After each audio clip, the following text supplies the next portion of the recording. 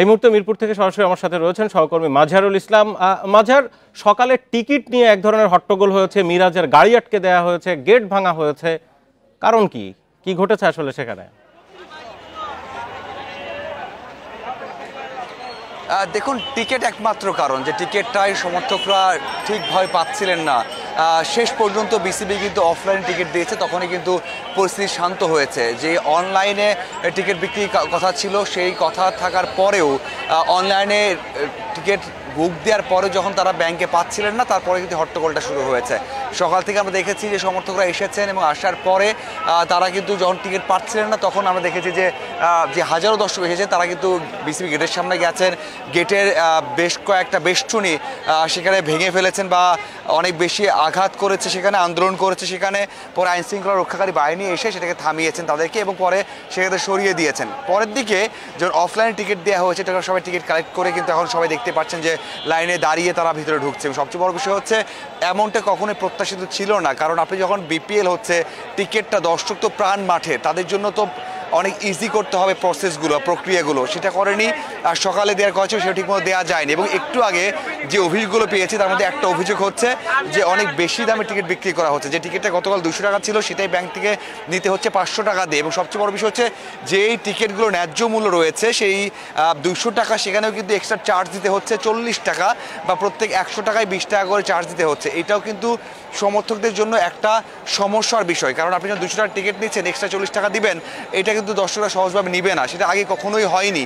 এই যে online charge করা হয়েছে, অনলাইনে টিকিট নেওয়ার পরেও, বুক দেওয়ার পরেও আবার লাইনে দাঁড়াতে হচ্ছে, এই যে একের পর এক বিড়ম্বনা, একের পর এক বাধা, সেই জন্য সমর্থক। একটা বিষয় সেটি হচ্ছে, ক্রীড়া উপদেষ্টা আসিফ মাহমুদ এর আগে বলেছিলেন যে এবার বিপিএল এ ভিন্ন মাত্রা যোগ হবে, নতুনভাবে দেখতে পাবে বিপিএলকে দর্শক, আয়োজন, এসব মিলে আপনার কাছে কি ভিন্ন মনে হচ্ছে গত কয়েকবারের তুলনায়? দেখুন, ভিন্ন যতটা না, তার থেকে বড় সমস্যা হচ্ছে নেতিবাচক দিক অনেক হয়ে গেছে। দলগুলো প্লেয়ারদের টাকা দিচ্ছে না, এই যে টিকেটিংটা ঠিক মতো হচ্ছে না, মাঠে অনেক সমালোচনা হচ্ছে। তারপর হচ্ছে এই যে সাংবাদিকদের কাভার করতে দেওয়ার বিষয় নিয়ে সমালোচনা আছে, কাভার করতে দিচ্ছে না। একের পর এক নেতিবাচক দিক। হ্যাঁ, আপনি যদি ভিন্নতা বলতে বলেন, তাহলে নীতিগত দিক দিয়ে বা নেগেটিভ দিক দিয়ে অনেক কিছু ভিন্নতা আছে, কিন্তু পজিটিভ দিকে এখনও আসেনি। তবে কনসার্ট করা, এরপর মাস্কট উন্মোচন করা, সেগুলোতে কিন্তু হাইপ সৃষ্টি করার চেষ্টা করা হয়েছে। দেখুন, যে দর্শকটা আজকে হয়েছে, এটাও আপনি ইতিবাচক বলতে পারেন। দর্শকের পরিমাণ কিন্তু অনেক। যে বিপিএল এ খুব একটা তারকা নেই, আগের মতো স্টার নেই এখনও, সেই দিক থেকে হয়তো বা সবাই বলেছিলেন সমর্থক হবে না, তারপরেও সমর্থক অনেক বেশি হয়েছেন।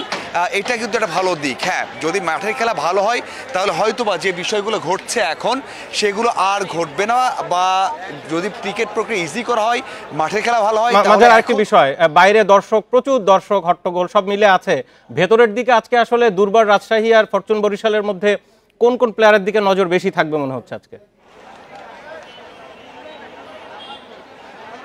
হ্যাঁ, দেখুন, মাঠের বাইরে এত আলোচনা, সেখানে মাঠ নিয়ে আসলে মানুষের চিন্তা ভাবনা কম বা আলোচনা কম কি হচ্ছে। তারপরেও অবশ্যই বরিশাল অনেক এগিয়ে থাকছে। বরিশালের সব স্টার প্লেয়ার, আপনি জানেন যে মিনি বাংলাদেশ বলা হচ্ছে। আমার কাছে মনে হয় পার্সোনালি এটা মিনি বাংলাদেশ না, বাংলাদেশের থেকেও স্ট্রং টিম। কারণ যে 4 জন বিদেশি খেলবে, সেখানে কিন্তু অনেক ভালো ভালো তারকা রয়েছেন। সেই দিক থেকে এই দলকে হারানো যে কোনো দলের পক্ষেই অনেক কঠিন একটা কাজ। আর অবশ্যই রাজশাহীর কথা যদি বলেন, তারা তো অবশ্যই, আমরা জানি যে অনেকে মজা করে দুর্বল রাজশাহী বলছে তাদেরকে। তবে এই টিমেও কিছু তারকা রয়েছে, তারা যদি ভালো করতে পারেন, জ্বলে উঠতে পারেন, তাহলে অবশ্যই ম্যাচ জিততে পারবে। তবে এটা বলা যায় যে শুরুর দিকে জাতীয় দলের যে তারকাগুলো আছে, তারাই হয়তো বা ফোকাসে থাকবেন। জি মাঝহার, আপনাকে ধন্যবাদ। মিরপুর স্টেডিয়ামের বাইরে থেকে সরাসরি যুক্ত হয়েছিলেন তিনি।